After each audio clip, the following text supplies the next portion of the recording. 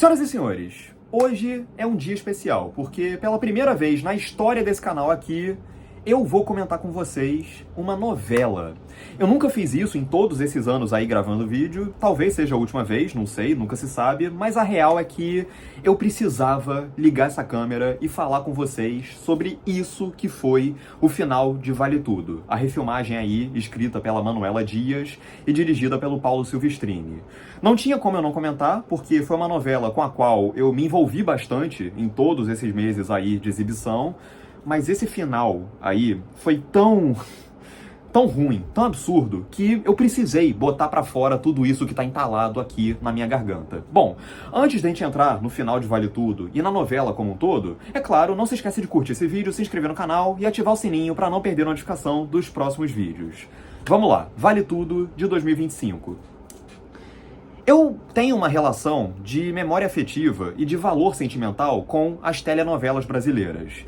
Eu vi várias quando eu era criança, eu gostava bastante, acompanhei um monte com as minhas avós, ou às vezes até sozinho mesmo, por conta própria, mas eu vou falar pra vocês que tinha muito tempo que eu não assistia e não ficava em dia com uma nova novela da Globo. Eu nem lembro quando foi a última que eu assisti, e eu tava com saudade de acompanhar uma novela, tava com saudade da linguagem de novela, enfim, eu acho novela uma forma de expressão artística muito mais rica do que muita gente tende a acreditar. E, enfim, tava com saudade e acabou que calhou dessa nova versão de Vale Tudo ser o meu retorno ao universo das telenovelas.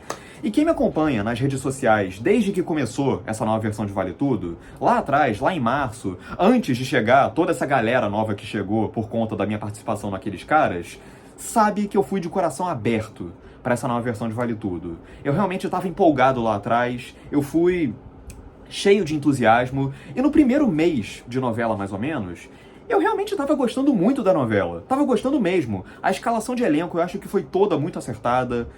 Os capítulos de Paraty, nossa senhora, estavam me envolvendo pra caramba. A morte do Rubinho, cara, eu realmente senti a morte do Rubinho.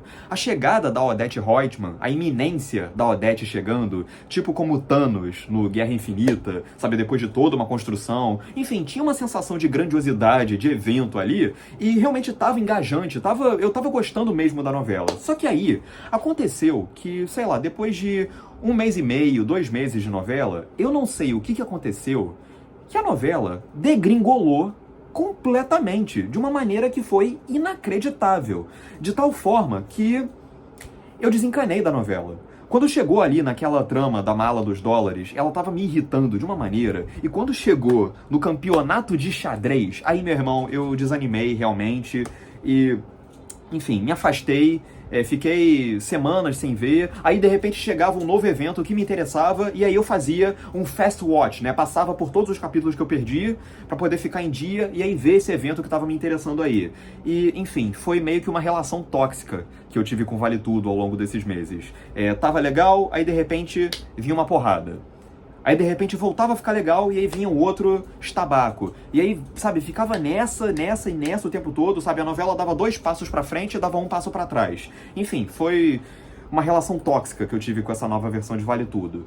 Tiveram bons momentos. Tiveram realmente bons momentos, eu acho. O César e o Olavinho, eu achei que foram sensacionais. O Cauã Raymond e o Ricardo Teodoro, cara, o instrumental de Pimp do 50 Cent, que pra muita gente virou a música de Anatomia de uma Queda, pra mim vai ser pra sempre a música do César e do Olavinho. Várias situações ali com eles que eu achei que foram realmente muito divertidas. Ouvi um rumor de que a Globo tá pensando em criar agora um spin-off só deles dois. Apoio pra caramba, eu assistiria numa boa, porque eu achei que esses personagens realmente injetaram um humor na novela que realmente eu achei que funcionou muito. A Odete Roitman, eu achei maravilhosa. A Débora Bloch matou a pau, acho que ela segurou nas costas vários momentos, várias fases da novela, principalmente do meio pro fim, e foi engraçado porque se refilmar Vale Tudo é mais ou menos como refilmar Poderoso Chefão, criar uma nova Odete Roitman é mais ou menos como criar um novo Don Corleone, de tão icônica, de tão gigantesca que é a Odete original lá da Beatriz Segal. E quando anunciaram que iam fazer uma nova versão de Vale Tudo, teve um rumor de que ia ser a Fernanda Torres. A Fernanda Torres parecia a escalação perfeita para ser uma nova Odete Roitman. mas acabou que ela não pôde, porque ela estava enrolada lá com toda aquela jornada de premiações do Ainda Estou Aqui, pegou bem aquele momento ali do início do ano e tal, e acabou que escalaram a Débora Bloch. E quando escalaram a Débora Bloch, muita gente, aliás, arrisco a dizer que quase todo mundo torceu o nariz. Quando viu as primeiras fotos e as primeiras cenas dela, Odete Roitman chegou e tal, todo mundo de primeira achou caricato demais, parecia uma paródia da original e tal. E a Débora Bloch se saiu por cima da carne seca de uma maneira que, assim, eu não sinto mais falta da Fernanda Torres.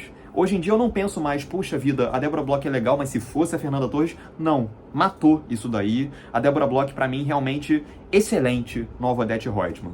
Porque o segredo dela é que ela criou uma nova Odete Roitman. Ela entendeu que se ela tentasse recriar a Odete lá da Beatriz Segal, poderia facilmente virar uma imitação barata. Então, ela entendeu que uma mulher de 60 anos, hoje, é totalmente diferente de uma mulher de 60 anos lá em 88, então, realmente, isso ela acertou. E tiveram bons momentos. O casamento da Fátima, você pode enganar todo mundo por quase todo o tempo. Quase todo mundo por todo o tempo, mas você não pode enganar todo mundo por todo o tempo. Foi legal. A revelação de que o Afonso estava sendo chifrado. Eu acho que a reta final, com aquela situação do Leozinho, trouxe um vigor novo pra novela que me interessou pra caramba. Eu gostei do lance da doença do Afonso, porque eu acho que serviu pra linkar com o lance do Leozinho, pra linkar com o lance da mentira que foi contada a vida toda pra Heleninha, e com isso tornar a Odete um monstro ainda pior do que a gente poderia imaginar. Enfim, o capítulo dos flashbacks que teve na antepenúltima semana foi tão sinistro que eu cheguei a sonhar com ele depois. E a novela, enfim, na reta final voltou a me interessar aí e foi um fenômeno. A Vale Tudo de 2025 foi um fenômeno, não tanto de audiência, porque os números de audiência da novela não foram grande coisa, não foram lá muito expressivos. O auge dela, se eu não me engano, foi 30 pontos. Então, de audiência ela não foi esse estardalhaço todo, mas de rede social ela foi. Eu conheço muita gente que nunca viu nenhum capítulo da novela, mas acompanhou praticamente tudo através dos cortes que a Globo ia postando no Twitter, no Instagram, ou então dos memes, enfim. Então o engajamento da novela foi muito forte, apesar da audiência na TV não ter sido. Mas aí veio o capítulo do assassinato da Odete. E foi horroroso. Foi horroroso. Assim, a partir daí, a novela foi numa espiral de bosta, até culminar num capítulo final que ontem foi terrível, foi patético, foi pavoroso. E parece que foi unânime. Eu não vi ninguém que tenha gostado do capítulo final da novela. E antes da gente entrar no capítulo final em si, eu gostaria de lançar aqui uma reflexão que, pra mim, cimenta e explica muito bem o porquê da decepção dessa refilmagem de Vale Tudo. Vamos lá. Idealmente, eu não sou contra a ideia de se refilmar obras, mesmo as clássicas. Eu não sou contra a ideia de você mexer no vespeiro. Muita gente fala que vai estragar a original. Não, não vai. A original continua lá, intacta, continua sendo a obra que ela é. Uma nova versão não vai estragar aquela em retrospecto. E Vale Tudo, a versão original, é uma novela que eu nasci 10 anos depois dela ter ido ao ar. Ela foi em 88, eu sou de 98. E mesmo assim, eu cresci com a imagem da Odete Roitman, da Beatriz Segal. Eu cresci com a pergunta, quem matou Odete Roitman? Com a imagem do Marco Aurélio dando a banana para a Baía de Guanabara. Então foi uma novela que foi realmente muito icônica, a ponto dela realmente ficar fixa no imaginário popular. E eu achava... Por que eu não achei a ideia de se refilmar Vale Tudo ruim a priori? Porque eu achava que tinha teor político no Brasil de hoje para se justificar uma nova versão de Vale Tudo, sim. Eu acho que tinha como você encaixar no panorama de Brasil que temos hoje. Vale Tudo, a original, é de 1988. 88 foi o ano da Constituinte. Foi o ano em que foi promulgada a nova Constituição que está vigente até hoje. Então foi um momento do Brasil, um contexto, que pegou aquele caldo sociopolítico do pós-ditadura militar, da inflação galopante que a ditadura deixou de presente entre aspas, pra gente, o caos de ninguém saber que Brasil é esse, ninguém sabe o que vai ser do Brasil daqui pra frente, com esse novo Brasil que estava surgindo aí, com a nova Constituição, com a perspectiva de uma nova eleição presidencial em 89, pela primeira vez em 29 anos, o voto direto voltando. Enfim, um novo Brasil estava nascendo ali e a novela perguntava: que Brasil queremos ser? Que país nós vamos ser daqui pra frente? Que Brasil vai surgir daqui em diante? Vale a pena ser honesto no Brasil? Vale tudo para se vencer na vida no Brasil? Essas eram as perguntas que eram os motes da versão original. Ela desenvolvia a trama toda a partir desse questionamento. Ninguém me convence que em 2025 a gente não tem um panorama sociopolítico que dê estofo, que dê substância, que dê vazão para uma nova versão de Vale Tudo ser feita. Porque, velho, vai me desculpar, em 2025 a gente teve pela primeira vez na história do Brasil um ex-presidente da República sendo condenado por ter tentado um golpe de Estado para pegar aquela Constituição lá de 88, do ano da Vale Tudo original, e rasgar ela no meio. Sabe, reforçamos aquele Brasil que começou em 88, no ano do Vale Tudo original. Ou então, estamos fazendo nascer um novo Brasil daqui em diante? É o primeiro ano do resto da nossa democracia e do resto do Brasil. Estamos reafirmando o nosso compromisso democrático com o Brasil que nasceu lá em 88. Entendem o que eu quero dizer? Entendem como que dava, sim, para você linkar politicamente, em termos de contexto histórico de Brasil e político, com o que a gente viu lá atrás? Aquela novela foi o início de um novo Brasil e essa nova novela foi o reforço daquele novo Brasil. Mas não. A Manuela Dias preferiu pegar o centro de Vale Tudo, que era a questão política e as discussões que a novela propunha a partir do Brasil real, e descartou completamente. Ela despolitizou Vale Tudo, de tal maneira que a novela ela nem precisava mais se chamar Vale Tudo, porque aquele questionamento do vale a pena ou não fazer de tudo para se vencer na vida no Brasil, isso tanto faz como tanto fez nessa nova versão. A própria música da abertura, Brasil, do Cazuza, eternizada na voz da Gal Costa, ela não dialogava com a própria narrativa da novela em si, porque a novela ela não trazia reflexão, questionamento, discussão, nada sobre Brasil, sobre que país somos, sobre o que queremos ser, sobre se vale a pena ser honesto ou não. Nada disso. O teor político da novela inexistiu nessa nova versão. Transformaram Vale Tudo num entretenimento bobinho, inofensivo, que até teve momentos divertidinhos, mas que de um modo geral foi só uma bobeirinha totalmente inconsequente, sem consequências. E foi uma novela muito mais preocupada em gerar cortes para viralizarem nas redes sociais e virarem memes e incluírem assuntos que estavam bombando nos trending topics da semana, tipo bebê reborn, morango do amor, frases de efeito. Foi muito mais interessada nisso do que em se aprofundar em qualquer outra coisa. Virou uma novela comum, banal. E também foi uma novela muito mais preocupada com merchans bobos e toscos do que com qualquer outra coisa. Eu sei que merchan faz parte da novela. A gente espera isso, faz parte da própria linguagem da novela da Globo. Mas a maneira, o problema não é o que, é o como. A maneira como os merchans foram introduzidos nas narrativas foram de maneiras tão invasivas e tão artificiais e tão bobas que virou piada.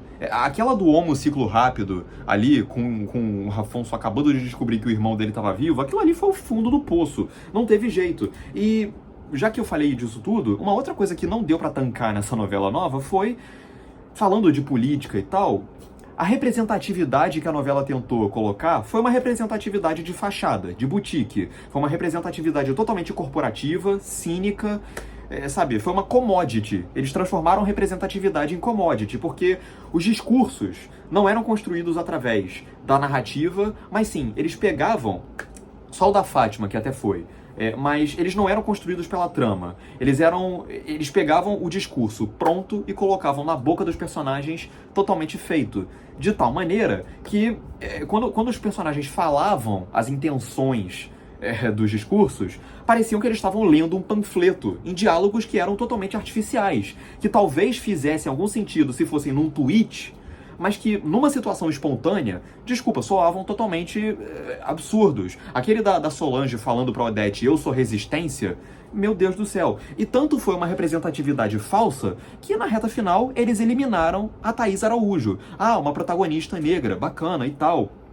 Mas de que adiantou se, no fim das contas, essa personagem foi escanteada de uma maneira totalmente injusta? Ela deixou de ser a protagonista da novela, e claramente foi uma punição da Manuela Dias contra a atriz Thaís Araújo. E, por sinal, eu imagino que a comunidade LGBTQIAPN+, deva agradecer, né, pelos únicos núcleos gays da novela serem a Cecília e a Laís, que era justamente o grupo menos interessante de todos, e o Eugênio e o Freitas, que é um núcleo que foi, assim, sugerido no final e foi desfeito de uma maneira totalmente apressada, podre, injusta com os personagens, ainda reforçando aquela lógica de patrão, né, do Eugênio abrindo mão da vida dele pra ficar ali com a... Enfim, bela representatividade essa. Enfim, essa novela nova, a nova versão, em resumo, ela pecou principalmente por negar a força política da obra.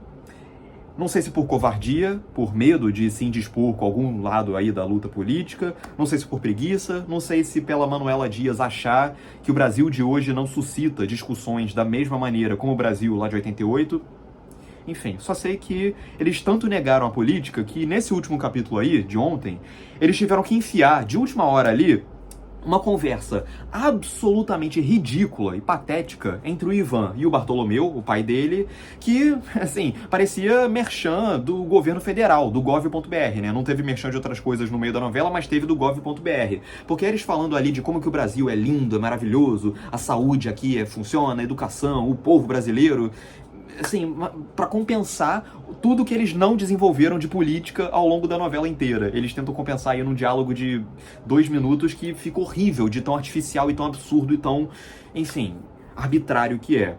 Enfim, e culminou nesse final terrível e totalmente ralo e sem peso, que assim, ainda por cima foi um final covardezinho pra caramba, né? Porque eles tentaram não se indispor com os diferentes grupos que fizeram as apostas de quem matou a Odete, né? Quem apostou que o Marco Aurélio matou acertou, mas também quem apostou que a Odete estava viva, como eu apostei, também acertou.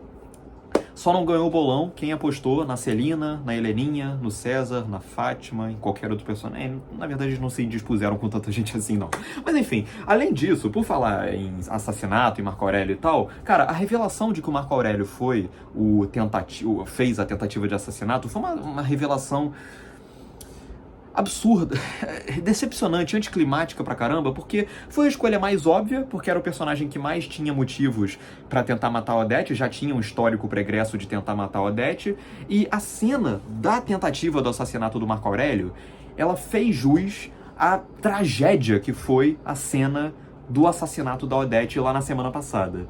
Porque na semana passada, eles fizeram todo aquele capítulo ali, construindo em cima desse auê de hoje vamos mostrar a cena da morte da Odete, e aí a montagem daquele capítulo foi terrível, porque assim, não tinha uma construção de suspense, as alternâncias entre os diferentes núcleos dos suspeitos ali, dos blocos, né? Fátima, Celina, Heleninha, Marco Aurélio e César, indo lá tentar matar ela. Foi totalmente engessada, destrambelhada, quadradona, e aí no final eles... é verdade, né? O público hoje veio aqui pra tentar... porque ele queria ver a cena da morte da Odete, então a gente tem que enfiar a cena dela morrendo de algum jeito. E aí no final eles encaixam ali, parecia cutscene de game, quando você morre e aí aparece uma ceninha rapidinha, nada natural, falando, se ferrou, morreu, wasted, e aí só faltou aparecer aquele botãozinho de começar do último checkpoint em cima da cena da Odete congelada, sangrando ali.